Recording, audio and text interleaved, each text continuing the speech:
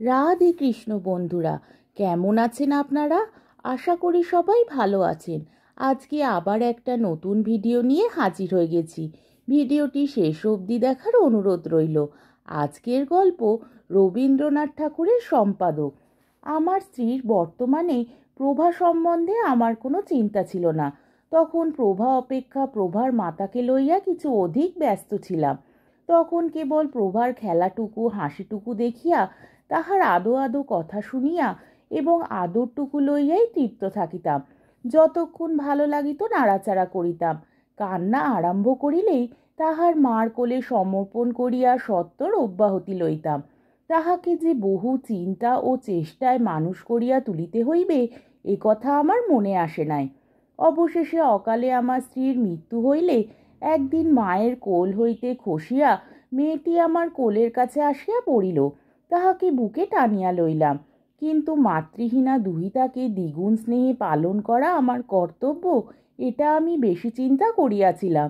না পত্নীহীন পিতাকে পরম যত্নে রক্ষা করা তাহার কর্তব্য, এইটে সে বেশি অনুভব করিয়াছিল, আমি ঠিক বুঝিতে পারি না। কিন্তু 6 বৎসর বয়স হইতেই সে গিন্নিপনা আরম্ভ করিয়াছিল। বেশ দেখা গেল ওইটুকু মেয়ে তাহার বাবার একমাত্র অভিভাবক হইবার চেষ্টা করিতেছে। আমি মনে মনে হাসিয়া তাহার হস্তে আত্মসমর্পণ করিলাম। দেখিলাম যতই আমি অকর্মণ্য অসহায় হই, ততই তাহার লাগে ভালো। দেখিলাম আমি নিজে কাপড়টা ছাতাটা পাড়িয়া লইলে সে এমন ভার ধারণ করে যেন তাহার অধিকারে হস্তক্ষেপ করা হইতেছে। বাবার মতো এত বড় পুতুল সে ইতিপূর্বে কখনো পায় নাই। এই জন্য বাবাকে খাওয়াইয়া পড়াইয়া বিছানায় শুয়াইয়া সে সমস্ত দিন বড় আনন্দে আছে। কেবল ধারাপাত এবং পদ্যপাঠ প্রথম ভাগ অধ্যাপনের সময় আমার পিতৃত্বকে কিঞ্চিৎ সচেতন করিয়া তুলিতে হইত। কিন্তু মাঝে মাঝে ভাবনা হইত, মেয়েটিকে সৎপাত্রে বিবাহ দিতে হইলে অনেক অর্থের আবশ্যক। আমার এত টাকা কোথায়? মেয়েকে তো সাধ্যমতো লেখাপড়া শিখাইতেছি, কিন্তু একটা পরিপূর্ণ মূর্খের হাতে পড়িলে তাহার কি দশা হইবে? উপার্জনে মন দেয়া গেল। গভর্নমেন্ট অফিসে চাকরি করিবার বয়স গেছে, অন্য অফিসে প্রবেশ করিবারও ক্ষমতা নাই। অনেক ভাবিয়া বই লিখিতে লাগিলাম। বাঁশের নল ফুটা করিলে তাহাতে তেল রাখা যায় না, জল রাখা যায় না, তাহার ধারণ শক্তি মূলেই থাকে না, তাহাতে সংসারের কোনো কাজই হয় না। কিন্তু ফু দিলে বিনা খরচে বাঁশি বাজে ভালো। আমি স্থির জানিতাম, সংসারের কোনো কাজেই যে হতভাগ্যের বুদ্ধি খেলে না, সে নিশ্চয়ই ভালো বই লিখিবে। সেই সাহসে একখানা প্রহসন লিখিলাম। লোকে ভালো বলিল এবং রঙ্গভূমিতে অভিনয় হইয়া গেল। সহসা যশের আস্বাদ পাইয়া এমনই বিপদ হইল, প্রহসন আর কিছুতেই ছাড়িতে পারি না। সমস্ত দিন ব্যাকুল চিন্তান্বিত মুখে প্রহসন লিখিতে লাগিলাম। প্রভা আসিয়া আদর করিয়া স্নেহ সহাস্যে জিজ্ঞাসা করিল, বাবা নাইতে যাবে না? আমি হুঙ্কার দিয়া উঠিলাম, এখন যা, এখন যা, এখন বিরক্ত করিস নে। বালিকার মুখখানি বোধ করি একটি ফুৎকারে নির্বাপিত প্রদীপের মতো অন্ধকার হইয়া গিয়াছিল। কখন সে অভিমান বিস্ফারিত হৃদয় নীরবে ঘর হইতে বাহির হইয়া গেল আমি জানিতেও পারি নাই। দাসীকে তাড়াইয়া দিই, চাকরকে মারিতে যাই, ভিক্ষুক সুর করিয়া ভিক্ষা করিতে আসিলে তাহাকে লাঠি লইয়া তাড়া করি। পথপার্শ্বেই তাহার ঘর হওয়াতেই যখন কোনো নিরীহ পান্থ জানলার বাহির হইতে আমাকে পথ জিজ্ঞাসা করে, আমি তাহাকে জাহান্নম নামক একটা অস্থানে যাইতে অনুরোধ করি। হায়, কেহই বুঝিত না আমি খুব একটা মজার প্রহসন লিখিতেছি। কিন্তু যতটা মজা এবং যতটা যশ হইতেছিল, সে পরিমাণে টাকা কিছুই হয় নাই। তখন টাকার কথা মনেও ছিল না। এদিকে প্রভার যোগ্য পাত্রগুলি অন্য ভদ্রলোকদের কন্যাদায় মোচন করিবার জন্য গোকুলে বাড়িতে লাগিল। আমার তাহাতে খেয়াল ছিল না। পেটের জ্বালা না ধরিলে চৈতন্য হইত না। কিন্তু এমন সময় একটা সুযোগ জুটিয়া গেল। জাহির গ্রামের এক জমিদার একখানি কাগজ বাহির করিয়া আমাকে তাহার বেতনভোগী সম্পাদক হইবার জন্য অনুরোধ করিয়া পাঠাইয়াছেন। কাজটা স্বীকার করিলাম। দিন কতক এমনই প্রতাপের সহিত লিখিতে লাগিলাম যে পথে বাহির হইলে লোকে আমাকে অঙ্গুলি নির্দেশ করিয়া দেখাইত এবং আপনাকে মধ্যাহ্ন তপনের মতো দুর্নিরীক্ষ বলিয়া বোধ হইত। জাহির গ্রামের পাশে আহির গ্রাম, দুই গ্রামের জমিদারে ভারী দলাদলি, পূর্ব কথায় কথায় লাঠালাঠি হইত। এখন উভয় পক্ষে ম্যাজিস্ট্রেটের নিকট মুচলেখা দিয়া লাঠিবন্ধ করিয়াছে এবং কৃষ্ণের জীব আমাকে পূর্ববর্তী খুনি লাঠিয়ালদের স্থানে নিযুক্ত করিয়াছে। সকলেই বলিতেছে আমি পদমর্যাদা রক্ষা করিয়াছি। আমার লেখার জ্বালায় আহির গ্রাম আর মাথা তুলিতে পারে না। তাহাদের জাতিকুল পূর্বপুরুষের ইতিহাস সমস্ত আদ্যপান্ত মশিলিপ্ত হইয়া গিয়াছে। এই সময়টা ছিলাম ভালো, বেশ মোটাসোটা হইয়া উঠিলাম, মুখ সর্বদা প্রসন্ন হাস্যময় ছিল।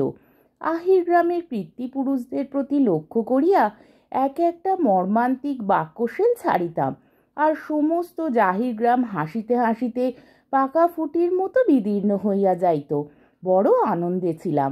অবশেষে আহির গ্রামও একখানা কাগজ বাহির করিল।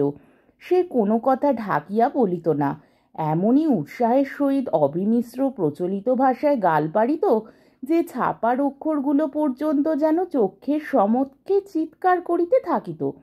এই জন্য দুই গ্রামের লোকই তাহার কথা খুব স্পষ্ট বুঝিতে পারিত।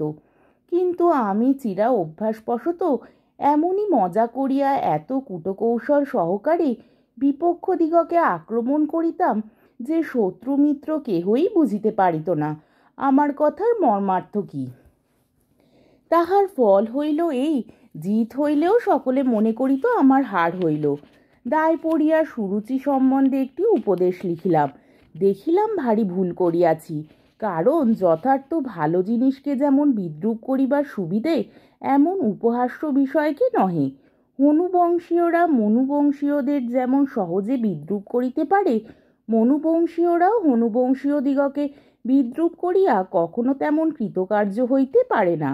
সুতরাং সুরুচিকে তাহারা দন্তোন্মিলন করিয়া দেশ ছাড়া করিল। আমার প্রভু আমার প্রতি আর তেমন সমাদর করেন না। সভাস্থলেও আমার কোনো সম্মান নাই। পথে বাহির হইলে লোকে গায়ে পড়িয়া আলাপ করিতে আসে না। এমনকি আমাকে দেখিয়া কেহ কেহ হাসিতে আরম্ভ করিয়াছে। ইতিমধ্যে আমার প্রহসনগুলোর কথাও লোকে সম্পূর্ণ ভুলিয়া গিয়াছে। হঠাৎ বোধ হইল আমি যেন একটা দেশলাইয়ের কাঠি, মিনিট খানিক জ্বলিয়া একেবারে শেষ পর্যন্ত পুড়িয়া গিয়াছি। মন এমনই নিরুৎসাহ হইয়া গেল, মাথা খুঁড়িয়া মরিলে এক লাইন লেখা বাহির হয় না। মনে হইতে লাগিল বাঁচিয়া কোনো সুখ নাই। প্রভা আমাকে এখন ভয় করে, বিনা আহ্বানে সহসা কাছে আসিতে সাহস করে না। সে বুঝিতে পারিয়াছে মজার কথা লিখিতে পারে এমন বাবার চেয়ে মাটির পুতুল ঢেল ভারো সঙ্গী। একদিন দেখা গেল আমাদের আহির গ্রাম প্রকাশ জমিদারকে ছাড়িয়া আমাকে লইয়া পড়িয়াছে। গোটা কতক অত্যন্ত কুৎসিত কথা লিখিয়াছে। আমার পরিচিত বন্ধু বান্ধবেরা একে একে সকলেই সেই কাগজখানা লইয়া হাসিতে হাসিতে আমাকে শুনাইয়া গেল।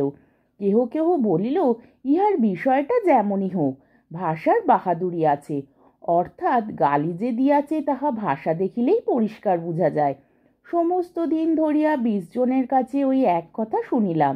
আমার বাসার সম্মুখে একটু বাগানের মতো ছিল। সন্ধ্যাবেলায় নিতান্ত পীড়িত চিত্তে সেইখানে একাকী বেড়াইতেছিলাম। পাখিরা নীড়ে ফিরিয়া আসিয়া যখন কলরব বন্ধ করিয়া স্বচ্ছন্দে সন্ধ্যার শান্তির মধ্যে আত্মসমর্পণ করিল, তখন বেশ বুঝিতে পারিলাম পাখিদের মধ্যে রসিক লেখকের দল নাই এবং সুরুচি লইয়া তর্ক হয় না। মনের মধ্যে কেবলই ভাবিতেছি কি উত্তর দেওয়া যায়। ভদ্রতার একটা বিশেষ অসুবিধা এই যে সকল স্থানে লোকে তাহাকে বুঝিতে পারে না। অভদ্রতার ভাষা অপেক্ষাকৃত পরিচিত, তাই ভাবিতেছিলাম সেই রকম ভাবের একটা মুখের মতো জবাব লিখিতে হইবে। কিছুতেই হার মানিতে পারিব না। এমন সময় সেই সন্ধ্যার অন্ধকারে একটি পরিচিত ক্ষুদ্র কণ্ঠেশ্বর শুনিতে পাইলাম এবং তাহার পরেই আমার করতলে একটি কোমল উষ্ণ স্পর্শ অনুভব করিলাম। এত উদ্বেজিত অন্যমনস্ক ছিলাম যে সেই মুহূর্তে সেই স্বর ও সেই স্পর্শ জানিয়াও জানিতে পারিলাম না। কিন্তু এক মুহূর্ত পরেই সেই স্বর ধীরে ধীরে আমার কর্ণে জাগ্রত। সেই সুধা স্পর্শ আমার করতলে সঞ্জীবিত হইয়া উঠিল। বালিকা একবার আস্তে আস্তে কাছে আসিয়া মৃদুস্বরে ডাকিয়াছিল, বাবা। কোনো উত্তর না পাইয়া আবার দক্ষিণ হস্ত তুলিয়া ধরিয়া একবার আপনার কোমল কোপলে বুলাইয়া আবার ধীরে ধীরে গৃহে ফিরিয়া যাইতেছে। বহুদিন প্রভা আমাকে এমন করিয়া ডাকে নাই এবং স্বেচ্ছাক্রমে আসিয়া আমাকে এতটুকু আদর করে নাই। তাই আজ সেই স্নেহস্পর্শে আমার হৃদয় সহসা অত্যন্ত ব্যাকুল হইয়া উঠিল। কিছুক্ষণ পরে ঘরে ফিরিয়া গিয়া দেখিলাম প্রভা বিছানায় শুইয়া আছে, শরীর ক্লিষ্টচ্ছবি, নয়ন ঈষৎ নিমীলিত, দিন শেষে ঝরিয়া পড়া ফুলের মতো পড়িয়া আছে। মাথায় হাত দিয়া দেখি অত্যন্ত উষ্ণ, উত্তপ্ত নিঃশ্বাস পড়িতেছে, কপালের শির দপদপ করিতেছে। বুঝিতে পারিলাম বালিকা আসন্ন রোগের তাপে কাতর হইয়া পিপাসিত হৃদয় একবার পিতার স্নেহ, পিতার আদর লইতে গিয়াছিল। পিতা তখন জাহির প্রকাশের জন্য খুব একটা কড়া জবাব কল্পনা করিতেছিল। পাশে আসিয়া বসিলাম। বালিকা কোনো কথা না বলিয়া তাহার দুই জ্বরতপ্ত করতলের মধ্যে আমার হস্ত টানিয়া লইয়া তাহার উপরে কোপল রাখিয়া চুপ করিয়া শুইয়া রইল। জাহির গ্রাম এবং আহির গ্রামের যত কাগজ ছিল সমস্ত পুড়াইয়া ফেলিলাম। কোনো জবাব লেখা হইল না। হার মানিয়া এত সুখ কখনো হয় নাই। বালিকার যখন মাথা মরিয়াছিল তখন তাহাকে কোলে টানিয়া লইয়াছিলাম। আজ তাহার বিমাতার অন্ত্যেষ্টিক্রিয়া সমাপন করিয়া আবার তাহাকে বুকে তুলিয়া লইয়া ঘরে চলিয়া গেলাম। আজকের গল্পটি এখানেই শেষ হলো। আমার ভিডিওটি যদি আপনাদের ভালো লেগে থাকে তাহলে আমাকে কমেন্টের মাধ্যমে আপনাদের মূল্যবান মতামত অবশ্যই জানাবেন এবং আমার ভিডিওটিকে লাইক ও শেয়ার করার ও আমার চ্যানেলটিকে সাবস্ক্রাইব করারও অনুরোধ রইল। তাহলে আজকের ভিডিওটা এই অবধি। পরের দিন আবার অন্য কোনো গল্প নিয়ে হাজির হয়ে যাব। ততক্ষণ পর্যন্ত আপনারা সবাই ভালো থাকবেন, সুস্থ থাকবেন, সাবধানে থাকবেন এবং আমার ভিডিওটি দেখতে থাকবেন। তাহলে আজকে আসি। রাধে কৃষ্ণ।